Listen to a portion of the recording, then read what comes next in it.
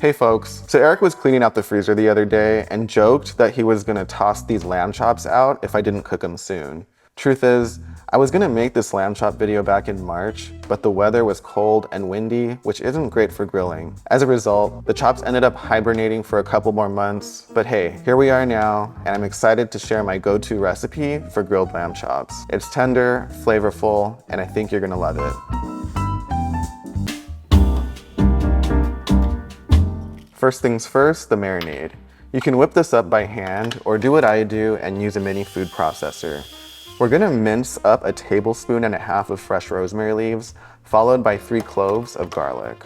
I find the processor does a better job with the dry stuff before we add in 2.5 tablespoons of olive oil. Quick pulse to combine, and boom, marinade's done.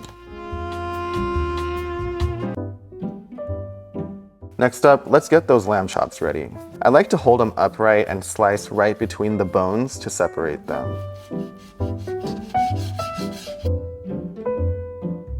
Now this next part is key.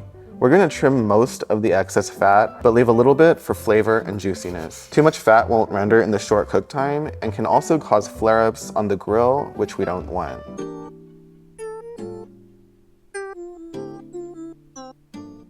Once they're trimmed, we're gonna season both sides with a generous amount of kosher salt and freshly ground black pepper.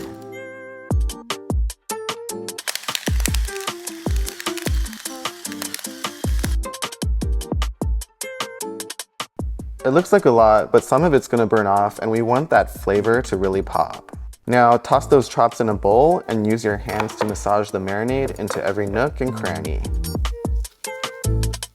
Cover that up, pop it in the fridge for at least an hour, longer if you've got the time. About 30 minutes before grill time, take those chops out and let them come to room temperature. This helps them cook evenly. Meanwhile, crank that grill up to high with the lid closed until the internal temperature reaches 500 degrees Fahrenheit. That high heat's gonna give us a beautiful sear and those classic grill marks. Once that grill's screaming hot, lay those chops down, thickest ones first. Give them a gentle press to make good contact with the grates.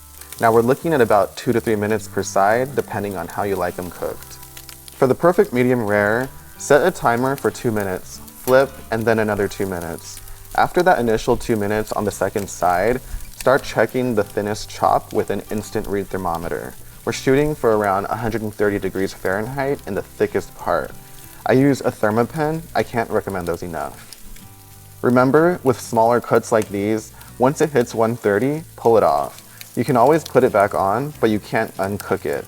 If you don't have a thermometer, just make a little cut to take a peek.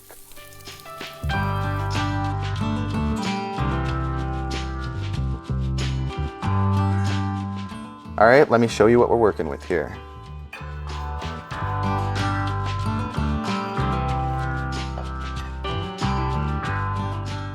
Look at that, perfect medium rare. Now for the taste test. Okay, I think we're good. Yeah. Okay, cheers. Cheers.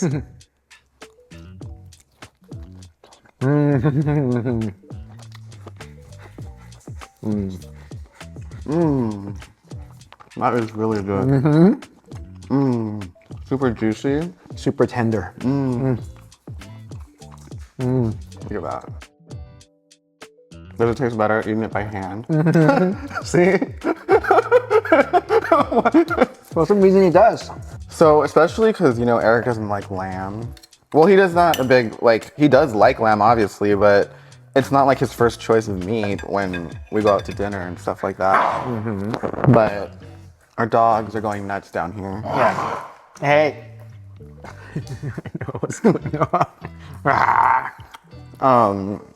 But if it's grilled like this, you like it. Yeah, if it's good, I like it. All right, thank you guys for watching. Don't forget to like and subscribe, and I'll see you guys in the next one. Bye. Bye.